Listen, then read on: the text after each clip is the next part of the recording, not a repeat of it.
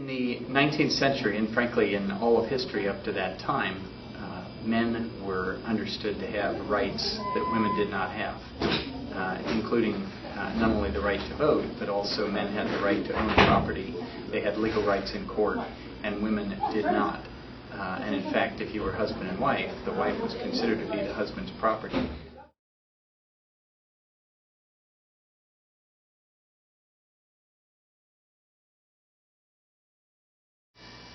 Alice Paul was born in 1885 in New Jersey to a Quaker family. She grew up with a strong sense of civic responsibility and ended up devoting her life to the outlandish idea that men and women should be equal. Alice Paul came across the women's movement after seeing Christabel Pankhurst heckled and forced off a stage during a speech for women's right to vote. The Pankhurst motto, "Deeds, not words," meant everything from speaking on street corners, participating in suffrage parades, throwing rocks, and even being arrested. Alice Paul was arrested and sent to English prisons 3 times while involved in the movement. While in jail, Alice Paul led a hunger strike and threatened to starve herself to death unless her 6 companions, serving time for the same offense that she did, got better food. I have to say that I really didn't know much about Alice Paul until I saw a movie that was made about the suffragettes and the things that they did, the conditions in which they were actually jailed, and how they were treated, which were just absolutely appalling. She had to then endure in painful force feedings. She said, "They usually tied me down by a sheet around the abdomen and another around the lungs.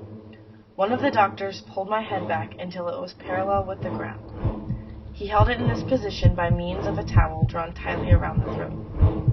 The other doctor put the tube down through the nostril, then they poured the milk and liquid food into a funnel at the other end of the tube."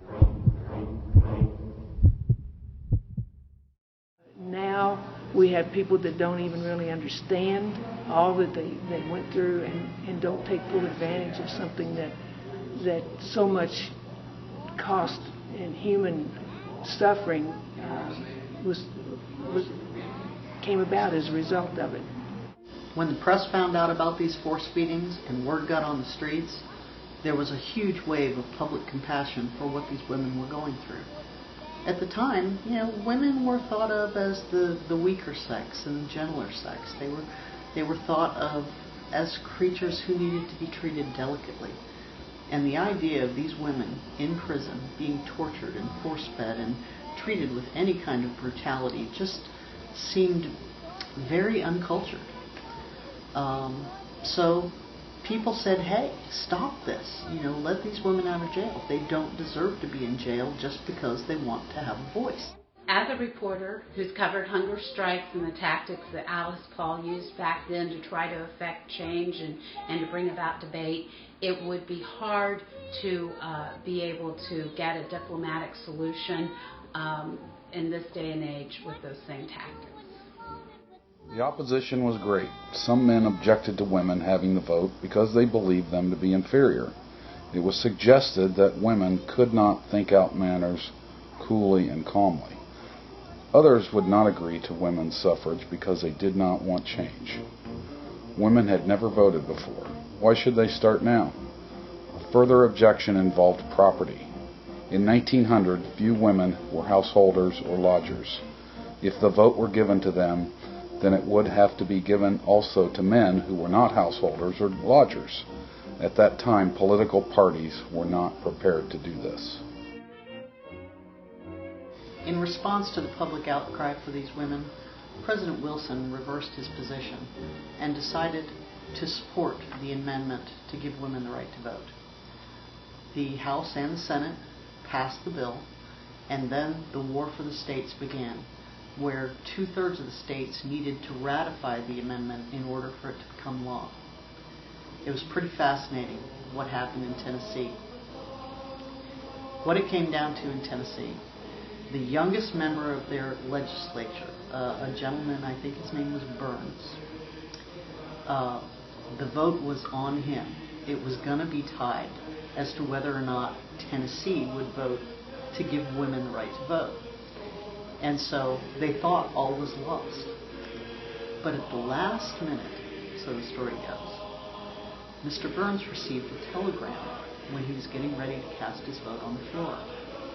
And he looked at the telegram and he changed his vote. He voted yes to support the women. Now, rumor has it, I don't know if this is true, but I've heard this story many times, that there was an uproar on the floor of the House, and this guy actually had to escape through a window to keep his colleagues from tearing him to pieces. Later, when a reporter caught up with him, he said, "What was in that telegram? What, did somebody pay you off? What made you change your vote?" He said, "The telegram was from my mother. And all it said was, 'Son, I know you'll do the right thing.'" On August 18, 1920, Tennessee ratified the 19th Amendment.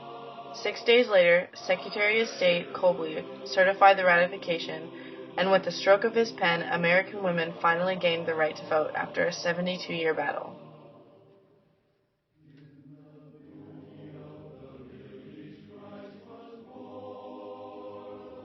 I know our foremothers really, we weren't given the vote.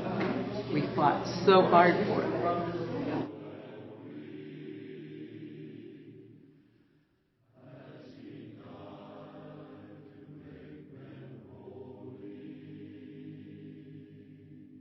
I understand how hard it was for the women to get out there to get the right to vote.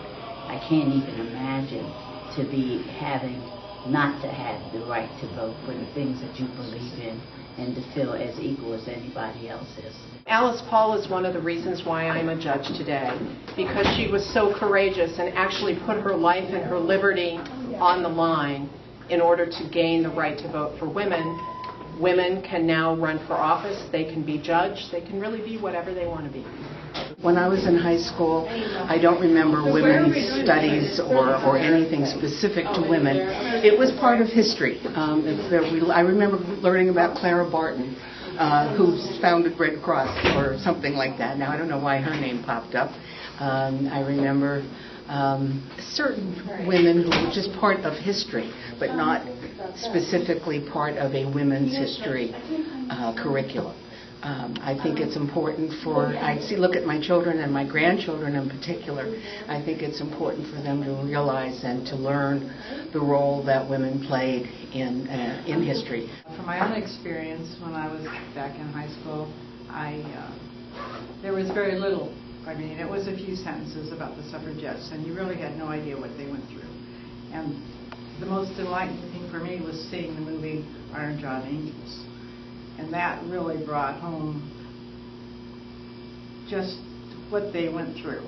And as was mentioned, they were jailed, and she was hung by her arms in the jail. I mean, they were basically almost tortured. And